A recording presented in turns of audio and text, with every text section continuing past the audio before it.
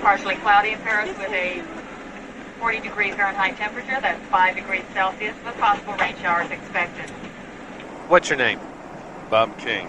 All right, Bob, and what's your organization? I'm the executive director of the Other Economic Summit of the Americas. Okay, in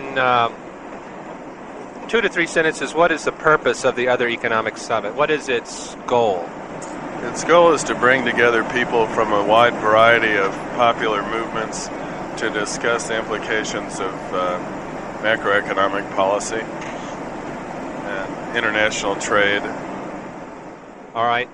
And do you have anything in mind that you want to accomplish during our week in Paris? Well, besides seeing Paris, of course, to try to ensure that some of the statement coming out of the Paris meeting does reflect the need for the UN to address the connection between the environment and economic development, and not for Rio to become an environmental fair of some kind where politicians say soothing things, but where we really address the economic underpinnings of society.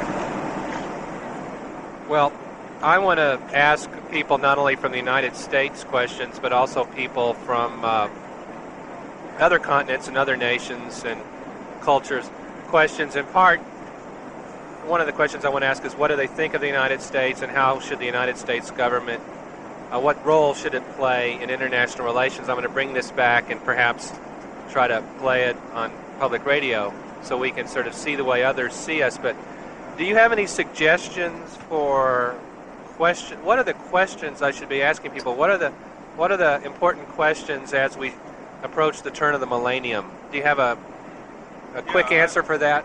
Well, I think one of the big questions is whether international loans or international aid really helps, and what do our foreign compatriots consider fair exchange, given the difference in value of the various currencies and some of the problems of exchange. Why is fair so or why is trade so unfair to some people in developing countries versus the developing countries, and how do we balance that? What would they really feel would have some method, first of all, of valuing trade in something other than dollars, so that natural resources are recognized for their real value, not just what it costs to cut it down in a developing country, for example. Its real macroeconomic value somehow needs to be measured in trade. Is this something different than what we hear now so much about resource cost accounting, or is this similar?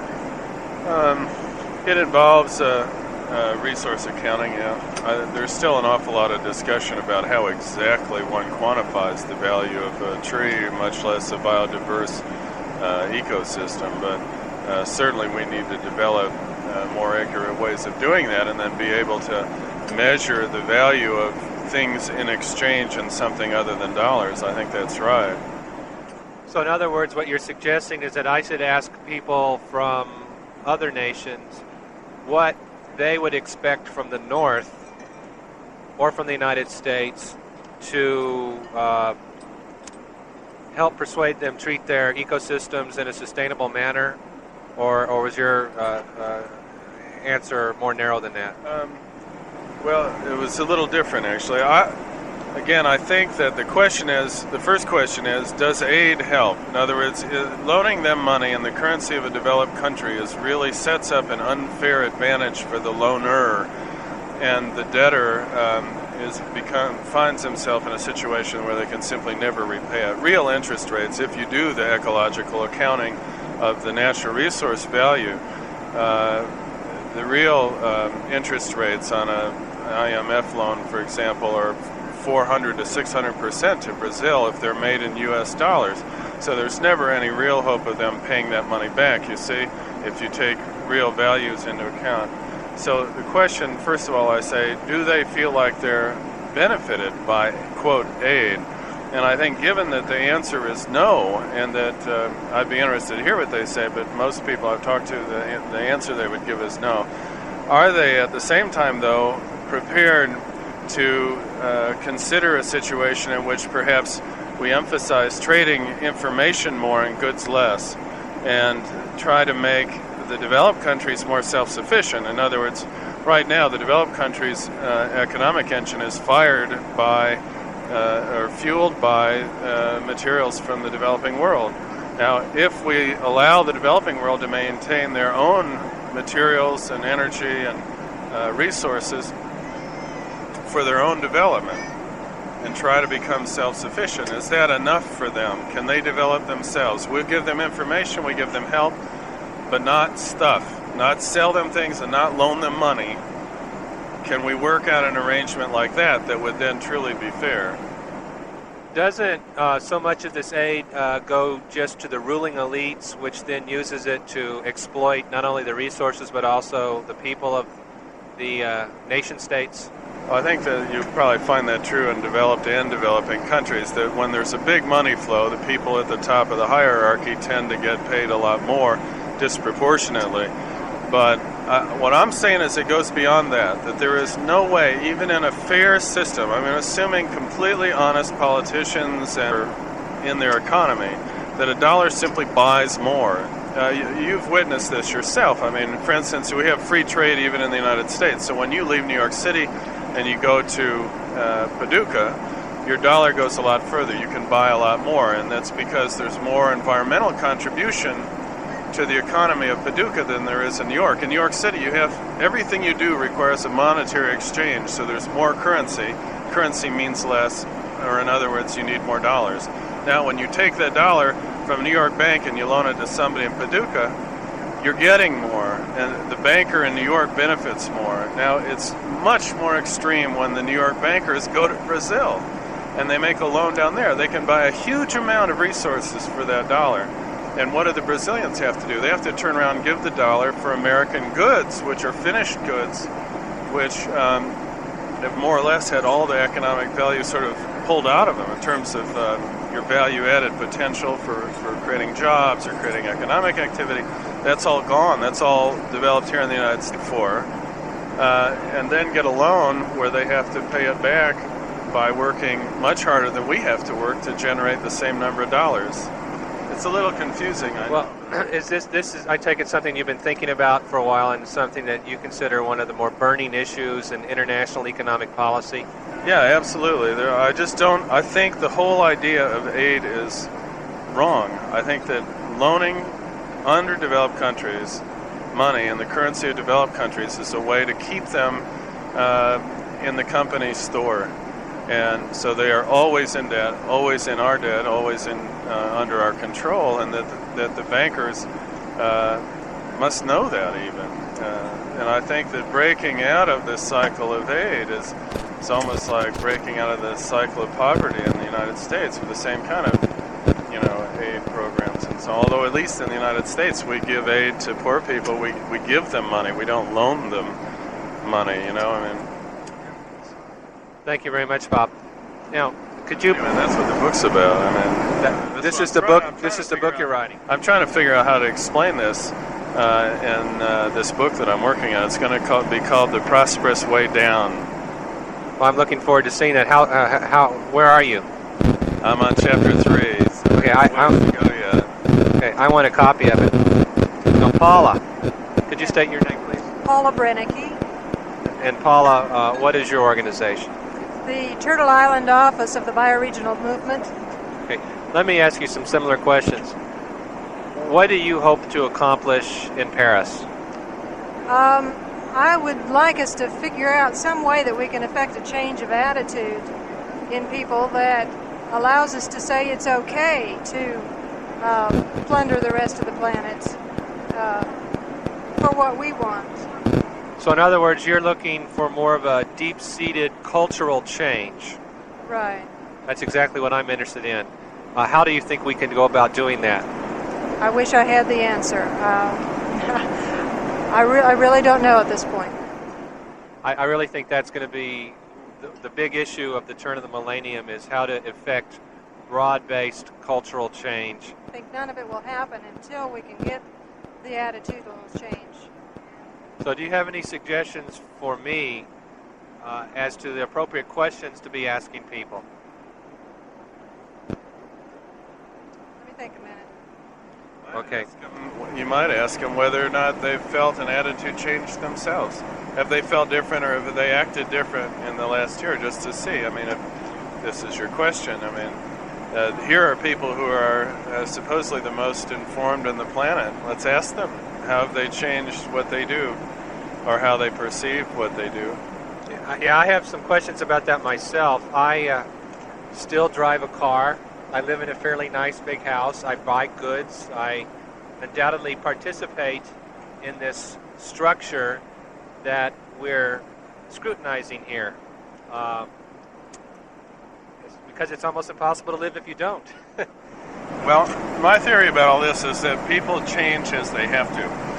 And that, for instance, as the economy is softening, I was trying to start a business of my own, and as the economy softened, it was harder for me. So I have made an old car last longer, which is an economic renewal of a sort, or regeneration, as Rodale would have called it. I live about 2 miles from the office, so I set up an office very close to home, and will sometimes ride my bike.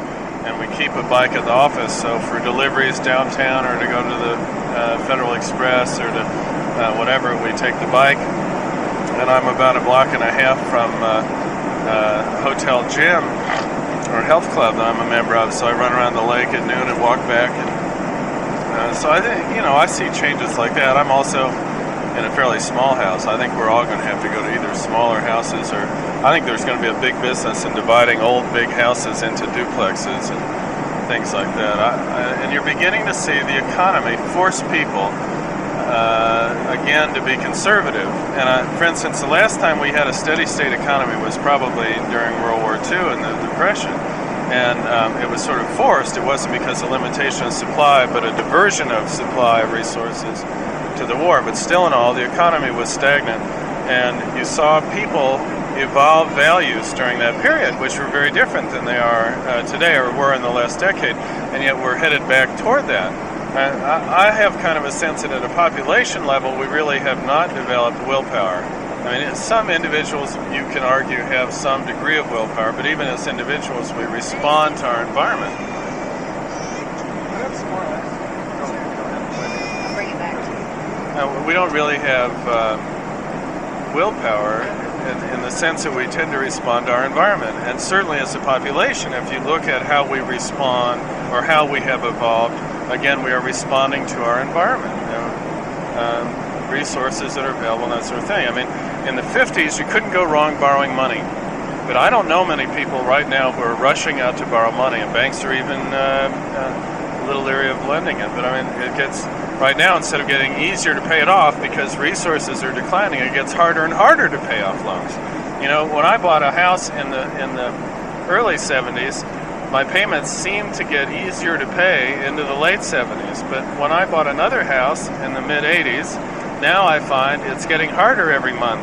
And that are coming to us, not in the way that economics would predict, but by values of things, property devaluing, for example, and inflation and wages not keeping up with other things, that suddenly, like I say, it becomes harder and harder to pay off loans. Well, it's because in the 50s, when you borrowed money, you could go out and buy enough resources with it. You could generate more than enough income to pay off the loan and still make a lot of money. Well, now it's things, day after day, there's less and less available, and so it gets harder and harder to pay it off. It's actually getting rather scary. Yeah, well, the idea, though, is if you can understand the shift that's taken place and behave correctly, you can still have a good lifestyle and be prosperous on the way down. Aha. Paula, have you figured out your suggested question for me? Not necessarily a question for you, unless it's what I should be asking others. Unless it's how can we develop a really strong network, starting with all these delegates we're going to be talking with, so that we can do better education wherever we're going back to, about the comprehensive nature of the whole beast here, about how the development and environmental are tied together. The whole, the cultural, all of the aspects, how it's all one big swirl of issues that have to be dealt with simultaneously, with the attitude part being at the crux of it. That's a good suggestion. Are you guys looking forward to enjoying Paris? Sure. I was just there. My French is not very good. You don't really have to know it that much, but I think it really helps to make an effort. People are a lot friendlier. Negotiated a deal with a cement factory, and the company settled with them, and everybody was happy. And then the company moved to Chile. You know, it's now operating in San Diego because, you know, why put up with all that stuff? The board of directors says, you know, okay, they worked out some nifty community thing down there. Doesn't mean anything to the board of directors if their profits aren't keeping up, you know. So somehow we have to prevent those kinds of choices from being legitimate choices. I mean, that's not a good choice. Form that's going to be sent out to all editorial boards about the North American Free Trade Agreement, but I had to write it before their meeting at Camp David this weekend because I was leaving, so I'm hoping my crystal ball was accurate about what happened.